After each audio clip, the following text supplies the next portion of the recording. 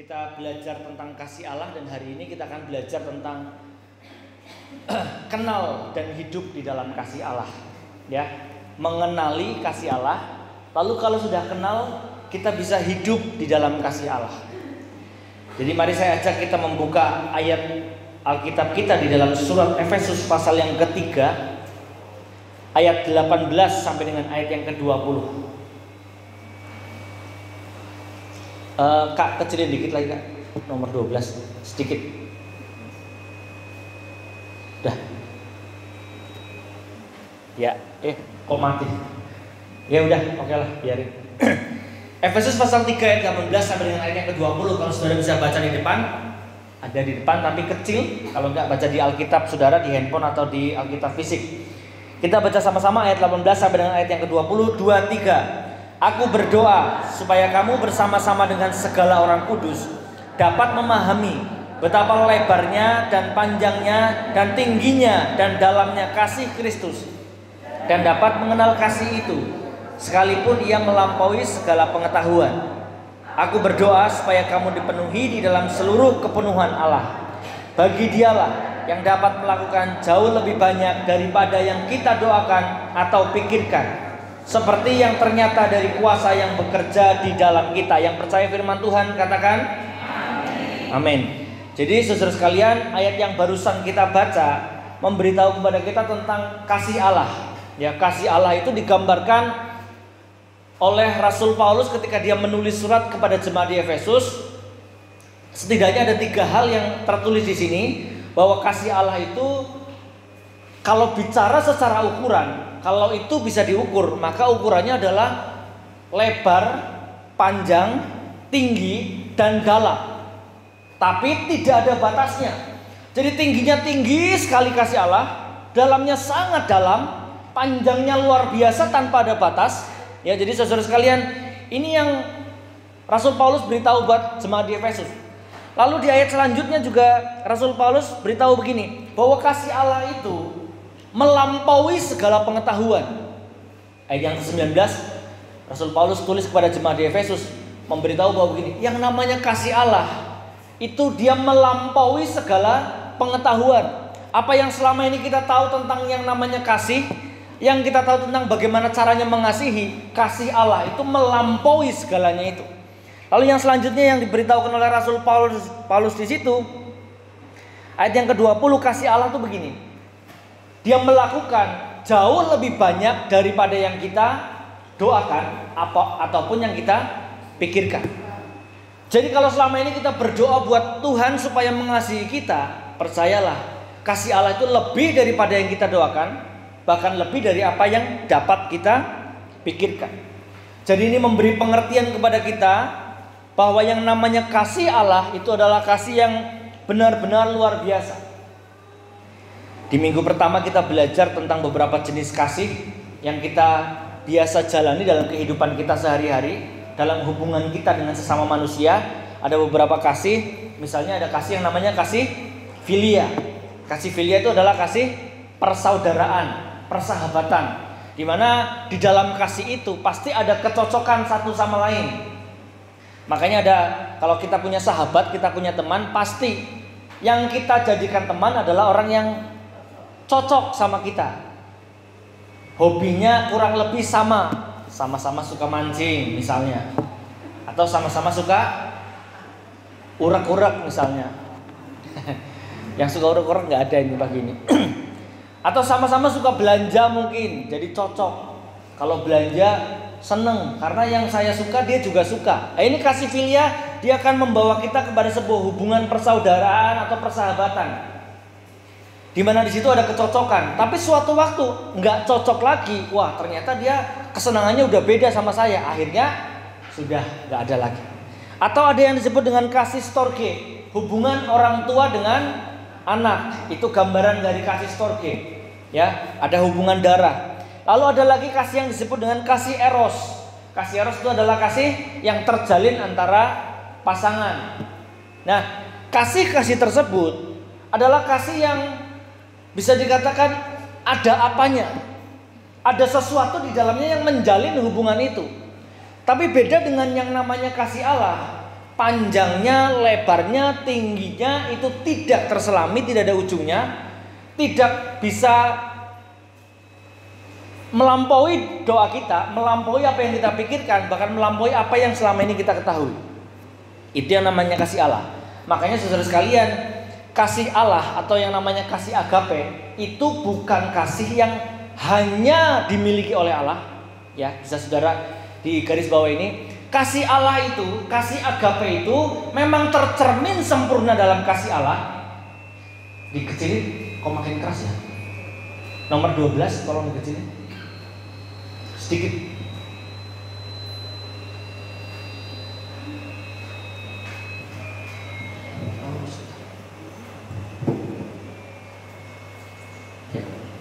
Oke. Sama mana ya? Lupa. Nah, kasih Allah saudara sekalian, kasih Allah itu atau kasih agape itu memang dimiliki sempurna oleh Allah kita. Jadi kalau mau belajar tentang kasih agape, belajarnya ya dari pribadi Allah. Karena dia di dalam Allah sendiri itu adalah itu tercermin kasih agape yang sempurna. Nah, tapi kasih Allah yang seperti itu, kasih agape itu harus kita pelajari bersama. Dan kita bubuhi dalam setiap hubungan kasih yang kita punya. Misalnya dalam kasih filia, dalam kasih persaudaraan, dalam kasih persahabatan. Kalau kita cuma punya kasih persahabatan saja, maka suatu waktu kita nggak cocok. Kalau kita punya kasih persaudaraan saja, sewaktu-waktu saudara kita mengkhianati kita, maka hubungan itu berakhir. Tapi dalam kasih persaudaraan kita, di dalam kasih persahabatan kita, kalau di situ dibubuhi kasih Allah, maka percayalah, walaupun orang mengecewakan, walaupun saudara kita mengecewakan kita, kasih yang dari Allah itu akan tetap memampukan kita untuk tetap mengasihi saudara kita. Ya, lalu kasih storge misalnya. Kalau kasih storge hanya kasih storge saja, hanya melulu hubungan orang tua dengan anak, suatu waktu orang tua mungkin bisa mengecewakan anak, atau mungkin anak bisa bikin orang tua jadi sakit hati, bisa saja terjadi. Ada banyak kita lihat hari-hari ini banyak kisah orang anak menyiksa orang tuanya atau orang tua membuang anaknya. Karena apa? Kenapa hal seperti itu terjadi? Karena kasih storge hanya tinggallah kasih storge saja. Tapi kalau kasih storge itu dibubuhi dengan kasih Allah, maka walaupun anak kadang-kadang punya kelakuan bikin sakit hati orang tua, atau mungkin orang tua kadang-kadang punya kelakuan rasanya semena-mena sama anak-anak, kalau ada kasih Allah, maka kasih Allah itu akan memampukan kita tetap mengasihi anak kita, tetap mengasihi orang tua kita. Atau kasih eros misalnya. Kasih eros adalah kasih yang murni dari depan sampai belakang. Kemarin saya bilang itu ada yang diinginkan. Kenapa orang berpasangan gak bisa dipungkiri. Orang melihat pertama kali pasti seorang pasangan pasti ada yang diinginkan. Entah caranya berjalan, entah caranya berbicara, entah caranya dia bersikap, pasti menarik hati kita sehingga wah, kalau bisa saya memiliki dia. Ini kasih eros. Tapi kasih eros akan tinggal hanya jadi kasih eros saja dan akan berakhir begitu saja kalau kasih eros tidak dibubuhi kasih Allah. Begitu kita punya pasangan selalu bikin sakit hati kita. Diomongi angel. Diomongi bolak-balik sudah ratusan tahun lah. Dikasih tahu, coba kalau misalnya pasang odol di sika itu diplototnya jangan dari tengah, dari bawah. Misalnya begitu. Sudah 10 tahun, 15 tahun tetap aja ngeluarin odol bukan dari bawah, dari tengah. Sampai jengkel, ya ampun, sudah belasan tahun diomongi kamu kalau ngeluarin odol itu jangan dari tengah tapi dari bawah. Itu saja saudara sekalian bisa jadi masalah. Gara-gara odolnya dipencet dari bawah atau di tengah, orang bisa putus hubungan. Sudah, kalau kamu mau tetap mencet odol dari tengah, aku tak pergi, cari orang yang mau pencet odol dari bawah. Misalnya begitu. Itu hal sepele saudara sekalian. Tapi saudara kalau perhatikan di kehidupan kita sehari-hari ada saja. Saya itu paling risih saudara sekalian. Barang itu kalau nggak dikembalikan di tempatnya yang semula. Barang itu kalau ambil di sini ya kembalikan di sini. Kadang-kadang anak-anak saya itu kalau ambil barang nggak ditaruh di sini, taruh di sebelahnya. Saya selalu bilang begini, mindahin dari sini ke sini itu nggak nambahin 5 detik. Jadi tolong kalau ambilnya di sini ya taruh di sini, jangan ambil di sini taruhnya di sebelahnya. Karena saya paling risih kalau barang di sini ya tadinya di sini begitu. Hal seperti itu ternyata bukan dari anak-anak kecil. Sampai dengan sekarang pun saya masih ngomong terus. Ya, jadi saudara sekalian, kasih eros, kasih dengan hubungan dengan pasangan pun kalau tidak dibubuhi kasih Allah, maka suatu saat ada ujungnya. Sudahlah, kayaknya kita nggak sejalan lagi. Kayaknya kita sudah beda prinsip. Kayaknya kamu sukanya lain, kamu latar belakangnya lain, sehingga sampai sekarang kita sudah nggak bisa sama-sama lagi. Hanya muncul kata-kata yang seperti itu. Kenapa? Karena kasih eros, tinggallah kasih eros.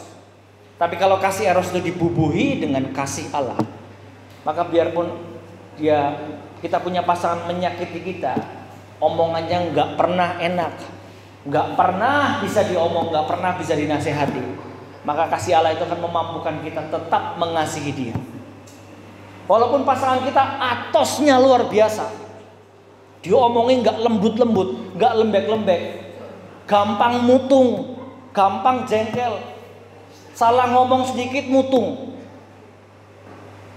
guyonnya cuma 1 hari, jengkelannya 1 minggu. Tapi kalau kita punya kasih Allah dalam kasih eros, maka kasih Allah itu akan memampukan kita tetap mengasihi. Jadi saudara sekalian, kasih Allah itu sempurna dalam pribadi Allah. Tapi itu bukan hanya murni hanya Allah saja, tapi kita pun harus bubuhi kasih agape itu dalam setiap hubungan kita, baik filia, baik storge maupun kasih eros. Ya, jadi saudara sekalian, sebab kalau kita nggak bubuhi kasih Allah dalam hubungan-hubungan kita, ya kasih manusia itu terbatas. Kasih manusia itu ada ujungnya. Sedangkan kasih Allah itu kasih yang melampaui segala kasih-kasih tersebut. Ada seorang penulis buku namanya Rick Warren. Next. Rick Warren Rick Warren berkata begini. Kasih Allah itu seperti samudra. God's love is like an ocean. You can see its beginning. Kamu bisa lihat awalnya, tapi kamu tidak bisa lihat ujung akhirnya. Rick Warren menulis begitu. Jadi kasih Allah itu saking lebarnya, saking tidak terbatasnya, sabarnya tidak ada batasnya, sayangnya tidak ada batasnya. Maka kasih Allah itu seperti samudra. Awalnya kita tahu, tapi ujungnya tidak pernah terlihat. Jadi bahkan seorang teolog bernama John Piper, John Piper itu dia menulis begini.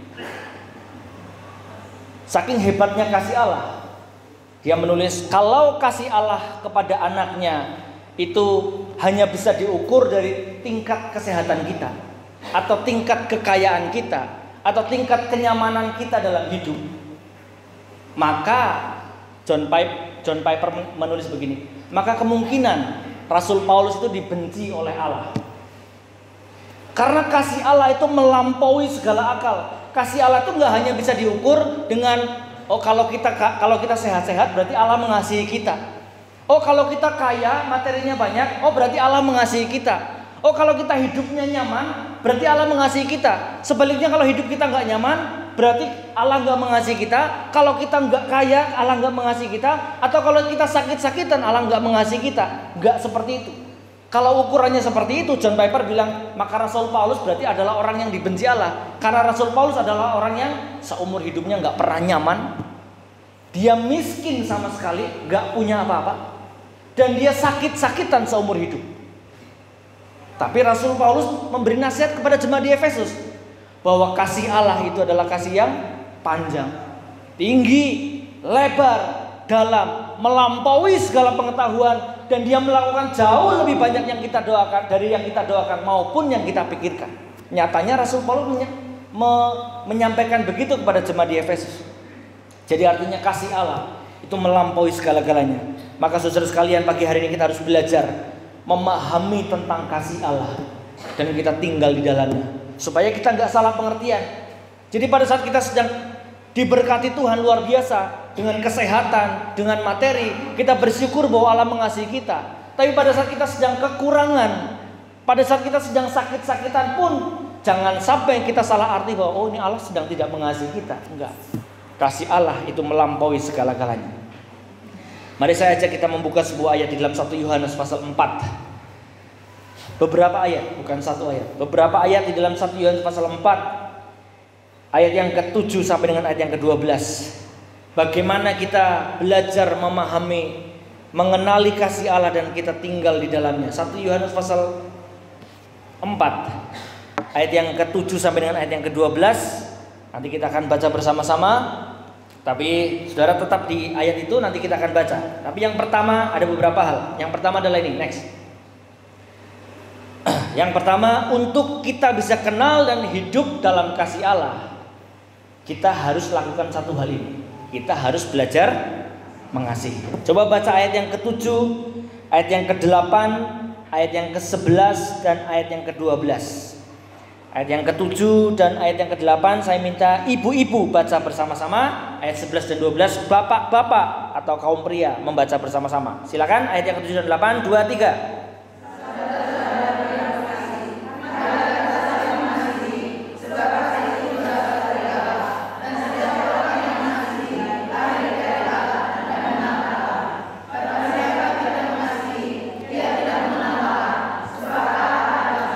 Ayat 11-12 bapak-bapak, 2-3. Saudara-saudaraku yang kekasih, jikalau Allah sedemikian mengasihi kita, maka haruslah kita juga saling mengasihi.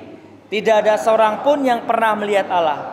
Jika kita saling mengasihi, Allah tetap di dalam kita dan kasih-Nya sempurna di dalam kita.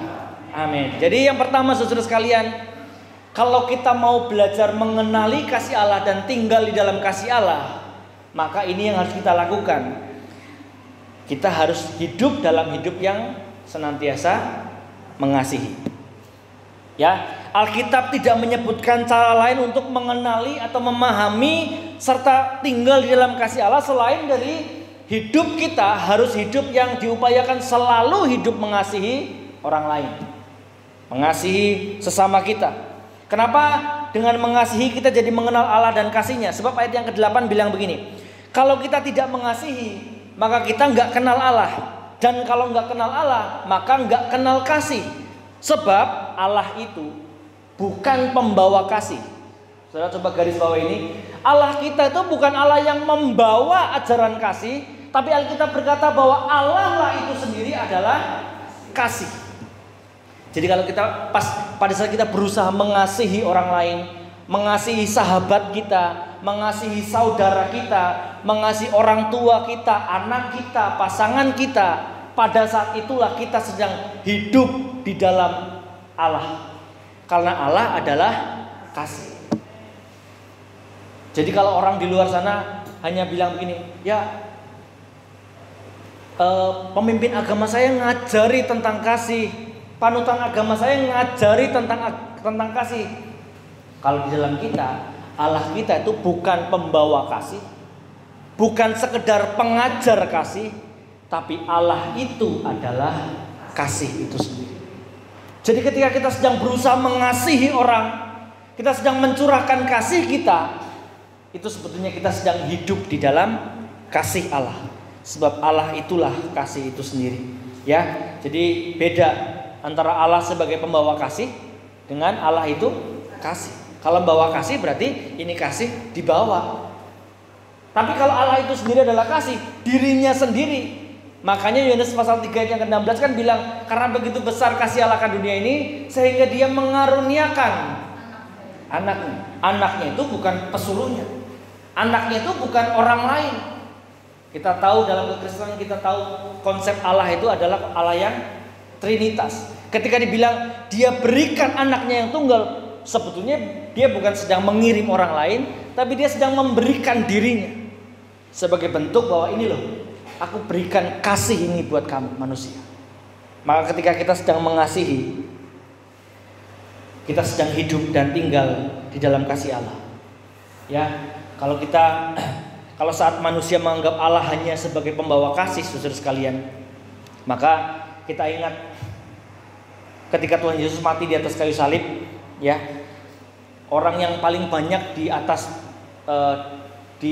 pada saat kejadian penyaliban, orang yang paling banyak yang nonton di situ, ya, yang paling banyak di situ kan orang yang nonton, mereka pulang dengan kecewa karena mereka menganggap bahwa yang datang ini Mesias ini yang mereka anggap sebagai Mesias adalah orang yang harusnya menyelamatkan mereka, mengasihi mereka, sampai harusnya mereka bisa dipimpin melawan penjajah yang saat itu sedang menjajah mereka. Ternyata di atas kayu salib Tuhan Yesus mati. Banyak penonton akhirnya kecewa. Kenapa? Karena mereka menganggap bahwa oh ini pembawa kasih. Yang bawa kasih mati berarti sudah tidak ada lagi kasih buat mereka. Itu kalau kita menganggap dia sebagai pembawa kasih. Tapi jika kita mengetahui dan memahami bahwa dia adalah cinta itu sendiri, bahwa pribadinya adalah kasih itu sendiri, maka ketika kita mengasihi, maka kita akan merasakan Allah yang tidak terbatas. Ketika kita mengasihi, kita akan merasakan Allah yang tidak tergoyahkan pada saat kita sedang mengasihi. Dan ketika kita diminta oleh Tuhan untuk kita mengasihi, kita bukan diberitahu untuk mengasihi yang mengasihi kita saja. Ayat firman Tuhan banyak mengajarkan kepada kita. Misalnya dalam Matius pasal 5 ayat yang ke-44. Tuhan Yesus berkata begini, aku berkata kepadamu, bukan hanya kasihi orang yang mengasihi kamu saja, tapi kasihilah musuhmu, dan berdoalah bagi mereka yang menganiaya kamu. Saudara, konsep bicara musuh itu bicara dari pandangan kita. Kadang orang lain itu kadang nggak tahu kalau kita nganggap dia sebagai musuh. Ya, musuh itu bukan dari pandangan orang di luar kita. Musuh itu adalah orang dalam pandangan kita sendiri. Kadang-kadang orang yang kita anggap musuh, dia saja nggak sadar kalau dia sendiri sedang kita anggap sebagai musuh. Mungkin kelakuan-kelakuan orang yang kita anggap sebagai musuh memang menyakiti kita, tapi dalam pandangannya dia, rasanya dia tidak sedang menyakiti kita. Tapi karena kita rasanya disakiti oleh kelakuannya, kita menganggap dia sebagai musuh. Tuhan Yesus bilang, jangan mengasihi orang yang mengasihi kamu saja, tapi berdoa untuk orang yang kamu rasa, kamu anggap sebagai musuh. Karena dia punya kelakuan bikin kamu sakit, omongannya gak enak, tabiatnya bikin kamu sulit, mungkin merepotkan kamu terus. Yang seperti itu yang harus dikasihi juga. Jadi saudara sekalian, Lukas pasal yang ke-6 ayat yang ke-27 berkata begini, tetapi kepada kamu yang mendengarkan aku berkata, kasihilah musuhmu, berbuatlah baik kepada orang yang membenci kamu. Jadi saudara sekalian, mengasihi itu bukan hanya ajaran dari Allah kita. Tapi ketika kita mengasihi, kita itu sedang hidup di dalam kasih Allah itu sendiri. Sebab dia bukan utusan yang diutus untuk membawa kasih, tetapi dia adalah kasih itu sendiri. Maka saudara sekalian diingat ini, ketika ada orang yang menyakiti kita, lalu kita berusaha mengasihi. Ketika ada orang yang menyebalkan kelakuannya buat kita, lalu kita belajar mengasihi. Pada saat itulah kita sedang hidup dan tinggal di dalam kasih Allah. Ya, karena kasih manusia itu kan ada batasnya. Kamu baik, aku baik. Kalau kamu nggak baik, aku nggak mau baik. Orang kamu nggak baik. Kamu ngasih sesuatu sama aku kasih sesuatu sama kamu. Kamu nggak ngasih apa-apa, ya sudah, sorry aja. Saya juga enggak. Itu manusia. Kasihnya punya batas. Tapi kasih Allah mengajarkan kepada kita, kamu baik, aku baik. Kamu nggak baik, aku tetap baik. Karena seperti itulah Tuhan ajarkan kita. Yang pertama itu. Yang kedua saudara sekalian. Next, yang kedua. Kasih Allah adalah ini saudara sekalian. Kasih yang selalu ingin memberikan yang terbaik. Jadi bukan hanya kita diajar untuk mengasihi. Mengasihi bukan hanya orang yang mengasihi kita, bahkan mengasihi orang yang membenci kita, bahkan yang menganiaya kita. Bukan hanya mengasihi saja, tapi kasih Allah mengajarkan kepada kita untuk begini, memberikan yang terbaik pada saat kita sedang mengasihi. Ayat yang ke-9 dalam ayat yang tadi kita baca, dalam 1 Yohanes tadi berkata begini, dalam hal inilah kasih Allah dinyatakan di tengah-tengah kita, yaitu bahwa Allah telah mengutus siapa? Anaknya yang tunggal ke dalam dunia supaya kita hidup olehnya. Saudara perhatikan kalimat dalam ayat yang ke-9. Dia mengutus anaknya yang tunggal ke dalam dunia. Diutus supaya apa? Supaya mati. Kalimat selanjutnya berkata begini, supaya anaknya mati dan supaya kita hidup. Coba saudara bayangkan, dia memberikan bagian dirinya sendiri supaya mati agar saya dan saudara sekalian itu dihidupkan. Itu artinya dia sedang memberi contoh begini, bahwa kasih Allah adalah kasih yang bukan sekedar mengasihi saja, bukan hanya sekedar memberi begitu aja. Yang penting senang lah, manusia kan dikasih mujizat aja udah senang. Bukan hanya seperti itu, tapi dia memberikan yang terbaik, bagian dari dirinya. Bukan hanya diberikan begitu saja, dia rela mati agar saya dan saudara sekalian bisa hidup.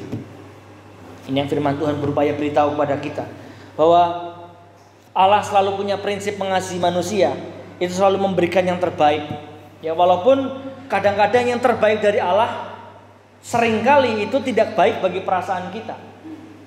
Kadang begitu saudara sekalian, yang Allah berikan buat hidup kita, kadang-kadang dalam perasaan kita rasanya belum yang terbaik. Tapi percayalah saudara sekalian, yang Allah senantiasa berikan bagi kita itu pasti terbaik bagi kita. Enak gak enak buat daging kita, nyaman gak nyaman buat daging kita, tapi kalau itu datangnya dari Tuhan, percayalah itu pasti terbaik buat hidupnya kita. Ya, karena Allah gak pernah mau berikan yang biasa-biasa saja buat kita. Anaknya saja, bagian dari dirinya saja, dia relakan untuk mati supaya kita hidup. Artinya dia berikan selalu yang terbaik. Ya, jadi saudara sekalian, itu adalah cara Allah mengasihi. Walaupun kadang-kadang gak semua orang bisa menerima dengan baik pemberian Allah yang baik itu. Ya, tadi kita dengar di kayu salib ada golongan orang yang terbanyak. Ya, yang tadi di poin pertama kita bahas, orang terbanyak yang ngumpul di kayu salib di prosesi penyaliban adalah penonton. Ya, di sana ada prajurit, ada ahli Taurat, ada di sana murid-murid malah lari. Tapi ada yang paling banyak di sana adalah penonton. Dan penonton, Alkitab mencatat begini, mereka pulang dengan kecewa. Ya, jadi ketika manusia melihat, wah, kok yang diharapkan untuk menyelamatkan kok mati ya dalam pandangan mereka. Harusnya kan yang mereka harapkan yang namanya Tuhan Yesus yang mereka anggap sebagai Mesias, yang selama ini sudah lakukan banyak mujizat, banyak perbuatan-perbuatan ajaib. Harusnya pada saat di kayu salib, tiba-tiba ada pasukan malaikat di surga turun ribuan lalu menyelamatkan dia. Lalu dia tiba-tiba turun dari salib lalu mengalahkan semua tentara Romawi. Mungkin harapan orang banyak seperti itu. Tapi ternyata Tuhan Yesus yang mereka lihat itu mati. Orang mulai kecewa. Alkitab mencatat begini, mereka semua pulang dengan memukul dada. Mereka kecewa karena harapan mereka bukan yang seperti itu. Padahal saudara sekalian, kalau Allah tidak mati, maka tidak akan ada kebangkitan. Kalau Allah tidak mati, maka dia tidak akan bisa mengalahkan maut buat kehidupan kita. Dalam sudut pandang pada saat itu, orang melihat ya mati, selesai acara. Tapi tujuan Allah ketika dia memberikan dirinya untuk mati, tujuannya adalah supaya kuasa maut dikalahkan, supaya kebangkitan terjadi, dan supaya dia menghidupkan kehidupan kita orang-orang yang percaya kepadanya. Jadi hal-hal yang seperti itu kadang-kadang yang terbaik dari Allah, kadang-kadang disalahartikan, kadang-kadang rasanya yang dari Tuhan tuh dalam perasaan kita tuh gak enak. Ya, jadi saudara sekalian, seperti inilah gambaran kita seharusnya mengasihi. Pada saat kita sedang berusaha mengasihi orang, baik itu dalam persaudaraan, baik dalam persahabatan, dalam kasih eros, maupun dalam kasih hubungan antara orang tua dengan anak, biasakan kita bukan hanya sekedar ya sudahlah, namanya orang tua ya harus dikasihi, ya namanya anak ya dikasihi, ya namanya saudara ya dikasihi, ya namanya suami ya dikasihi, namanya istri ya dikasihi aja. Itu biasa. Tapi kasih Allah memberitahu kepada kita, cara kita mengasihi adalah dengan memberikan yang terbaik. Walaupun kadang apa yang kita berikan di mata orang yang kita kasihi rasanya kurang terus. Kita sudah berupaya mengasihi orang begitu rupa, saudara kita, orang tua kita, anak kita, pasangan kita. Kita sudah kasihi mereka begitu rupa, tapi kayaknya dalam pandangan mereka kita ini orangnya kurang terus, salah terus. Kayaknya kok di matanya mereka kita tuh salah terus.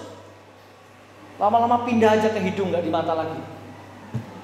Salah terus aku di matamu, tak pindahlah di hidung aku. Karena ada orang bilang begitu. Walaupun orang kadang dari apa yang kita berikan, dari apa yang kita kasih, itu orang sering salah artikan. Tapi tetaplah mengasihi dengan memberikan yang terbaik. Bukan karena kita pengen supaya kita dianggap baik, bukan. Tapi karena memang itu pribadi Allah yang kita pelajari, yang kita teladani. Bahwa dalam kondisi disalahartikan sekalipun, Allah memberikan yang terbaik buat manusia. Kita pun akan lakukan hal yang sama. Berikan yang terbaik dalam segala hal. Buat keluarga kita, buat anak kita, buat gereja kita, buat seluruh keluarga besar kita. Biasakan memberi yang terbaik, mengasihi dengan hal yang terbaik seperti Tuhan, ya. Itu yang kedua. Yang ketiga, yang terakhir. Yang terakhir adalah begini saudara sekalian. Ayat yang ke-10 dalam 1 Yohanes pasal 4 tadi berkata demikian. Inilah kasih itu, bukan kita yang telah mengasihi Allah, tetapi Allah yang telah mengasihi kita dan yang telah mengutus anaknya sebagai pendamaian bagi dosa-dosa kita. Yang ketiga adalah begini. Kasih Allah adalah kasih yang begini. Lebih memilih untuk mengasihi daripada dikasihi. Ya, dikasihi itu enak. Mana lebih enak, mengasihi apa dikasihi? Ayo, jujur, jangan ada dusta di antara kita. Lebih enak mana? Dikasih apa ngasih? Dikasih enak lah. Kasih enak. Iya. Pokoknya segala sesuatu yang dikasih itu lebih enak daripada ngasih. Ngasih itu tapi kalau dikasih ya cepet. Kalau ngasih, kalau bisa harusnya ngasihnya minggu depan sekarang aja. Nanti minggu depan lain lagi gitu. Itu dikasih. Tapi kasih Allah itu adalah kasih yang lebih memilih mengasihi daripada dikasih. Tadi bilang bukan kamu yang mengasihi aku, tapi Allah yang mengasihi kita. Dia lebih memilih, walaupun disalahartikan sama manusia, dia lebih memilih pokoknya aku mengasihi kamu. Ini bukan hal yang mudah, ya, karena dikasih itu enak, tapi mengasihi itu nggak enak.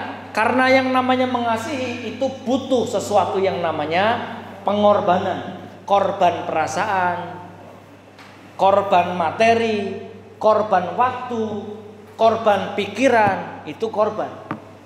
Tapi itulah yang kita lakukan. Kita lebih suka kalau orang ngasih waktu buat kita. Kita lebih suka kalau orang berkorban materi buat kita, berkorban perasaan buat kita, yang penting kita nyaman. Tapi bukan seperti itu yang Allah teladankan bagi kita. Yang Allah teladankan bagi kita adalah dia lebih memilih mengasihi. Dia lebih memilih memberikan pengorbanan daripada dikasih. Jadi saudara sekalian, apalagi kalau mengasihi orang yang gak suka sama kita, wah itu ngeri-ngeri sedap. Orang gak suka sama kita, kita berusaha kasihi itu. Orang yang gak suka sama kita mikir, wah ini orang mau baik-baikin saya apa ya. Padahal kita tulus mau mengasihi orang itu. Kita mau mengasihi keluarga kita, mau mengasihi orang yang antipati sama kita, orang yang menyebalkan, orang yang kelakuannya, omongannya gak enak sama sekali. Itu gak mudah. Karena begitu kita berusaha mengasihi mereka, kita mau berkorban buat mereka, kadang-kadang orang yang antipati sama kita bukan melihat itu sebagai hal yang baik, malah justru curiga. Ada udang di balik rempeyek. Pasti. Tapi saudara sekalian, itu yang Tuhan ajarkan, ya. Beda kalau mengasihi kepada orang yang sama-sama mengasihi kita, ya itu mudah, ya. Dia mengasihi kita, saya mengasihi dia, ya gampang itu sudah, seperti gayung bersambut. Tapi kalau mengasihi orang yang tidak mengasihi kita, mengasihi orang yang egois, mengasihi orang yang omongannya menyakitkan, kelakuannya saya bilang aduh memuakkan sekali kelakuannya. Kalau bisa, kalau ada kesempatan pengen jotos tapi orang konangan. Saudara, saya udah lama nggak pasang video-video ya. Ada video laki-laki suami lagi tidur, lalu entah ada alasan tertentu di belakang itu barangkali mungkin ya. Suami lagi tidur, tiba-tiba ditampar, ditampar begitu. Begitu ditampar kan suaminya bangun kaget. Ya, begitu bangun kaget, istrinya nggak pergi tapi kenapa kon ada apa? Jadi karena suaminya tidur bangun kaget, jadi dia nggak tahu siapa yang nampar tapi rasanya sakit. Tapi istrinya di depannya kok malah ngomong begini, kamu kenapa? Ada apa? Kasihan, ada apa? Padahal istrinya yang barusan tampar ini bangun. Gitu. Itu mungkin saya bisa bayangkan kayaknya istrinya tuh kesel banget, jengkel banget sama suaminya. Mungkin kok nggak ada kesempatan kayaknya buat marah.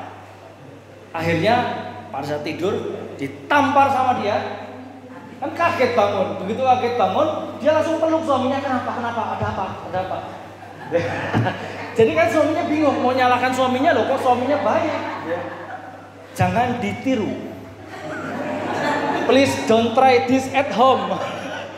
Istri-istri, ibu-ibu jangan coba ini di rumah, karena ini menyakitkan. Dan saya juga sudah kasih tahu. Kalau tiba-tiba bapak-bapak bangun rasanya kayak ditampar. Siapa yang di depan itu yang nampar itu sebetulnya. Nanti lain kali saya kasih videonya atau nanti saya share di grup LCC lah, biar saudara bisa lihat, mungkin bisa contoh nyata berapa. Oh kok iya? Janganlah. Belajar caranya.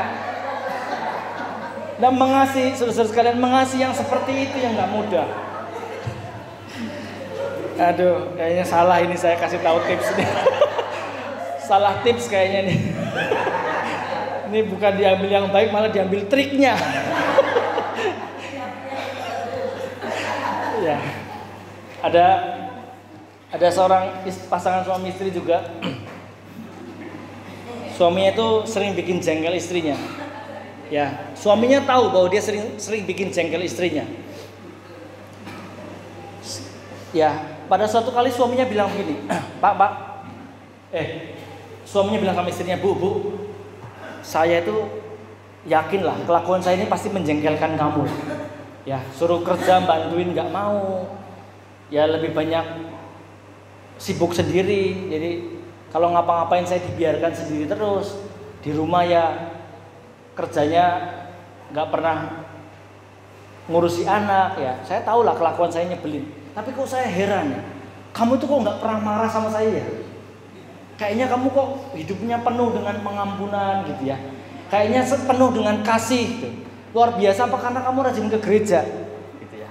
Lalu istri bilang begini. Ya gini Pak. Sebetulnya sih memang betul ya, kelakuanmu itu memang, kalau seandainya video itu ada ya saya mau praktekkan gitu ya. Tampar waktu tidur terus bangun dipeluk. Tapi memang ada sesuatu yang saya lakukan sehingga saya bisa selalu mengampuni kamu Pak.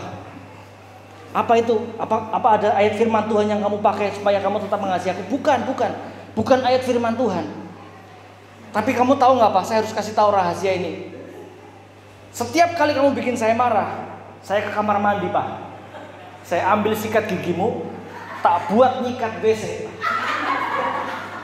Jadi itu cara saya melampiaskan kemarahan saya. Sudahlah, ini jadi tips lagi nanti. Ya saudara-saudara sekalian, artinya mengasihi itu nggak mudah, tapi itu harus. Ngasih itu nggak enak karena butuh berkorban. Kalau orang nggak mau berkorban, ya pasti yang terjadi kasih Allah nggak akan ada di situ, karena kasih Allah itu selalu identik dengan pengorbanan. Ya, yang namanya kasih eros itu saling menguntungkan, mutualisme.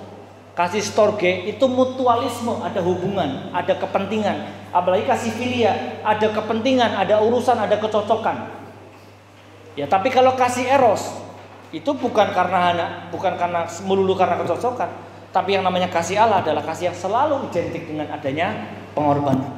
Maka Allah mengajari kepada kita, dia lebih memilih untuk mengasihi daripada dikasih. Ya, berat apa enggak mengasihi? Berat, percayalah. Saya nggak bisa bilang saudara dengan berdoa lalu tiba-tiba bisa mengasihi, enggak juga. Tapi dengan tahu bahwa Allah kita punya ajaran adalah mengasihi daripada dikasihi, maka itu akan memampukan kita untuk selalu mengasihi.